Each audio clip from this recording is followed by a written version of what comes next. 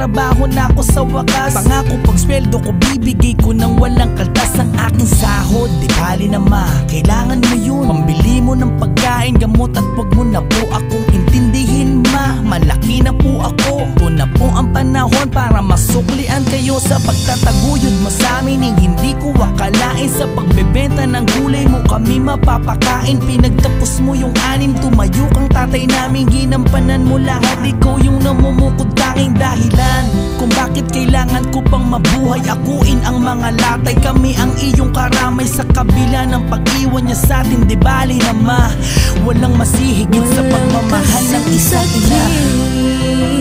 Ang ipagpalit mo ang pagmamahal, hindi ko kaya makita siya.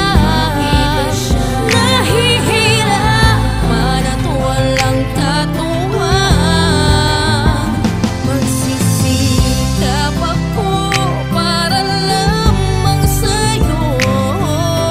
Aabutin ang pangarap ng magkayakap. Hindi kita iiwan.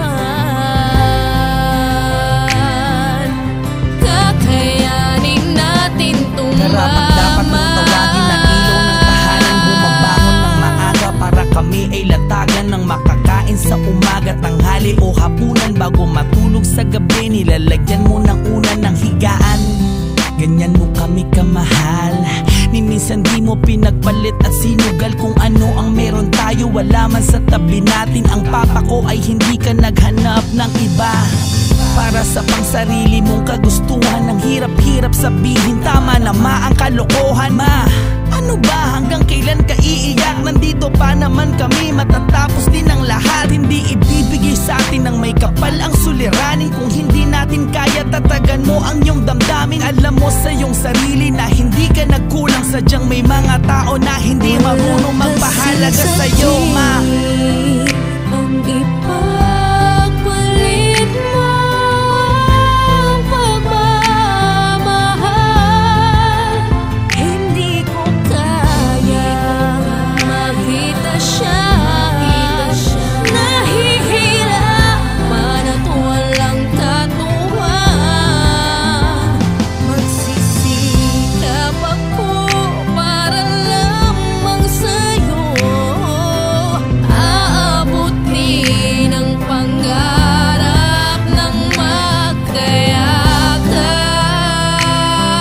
Hindi kita iiwan. Kakayanin natin tumama. Ma, magiging masaya tayo mama. Maghihilom din ang mga sugat sa puso mo ma. Makakalimutan mo din ang sakit ma. Magpapakalayo-layo tayo kahit wala na si papa. Alam ko ang sakripisyo ng katulad mong walang hinangad kundi masuklian ng kabaitan ng pinakita mong pag-ibig. Taliwas sa mga nangyari, bakit parang merong lubid na pilit na hinahatak pahigpit ng pahigpit? Bakit kailangan mo siyang painumin ng mapait? Alam mo sa iyong sarili kung gano'n siya kabait, tapos sasaktan mo lang, gano'n ka na ba kalupit? Tandaan mo makakaranas ka rin ng pang-iiwan. Pagsisisihan mo kung bakit mo pinabayaan ang babae nag-antay sa'yo ng napakatagal. Kahit napakasama mo, lagi ka pinagdarasal ni mama.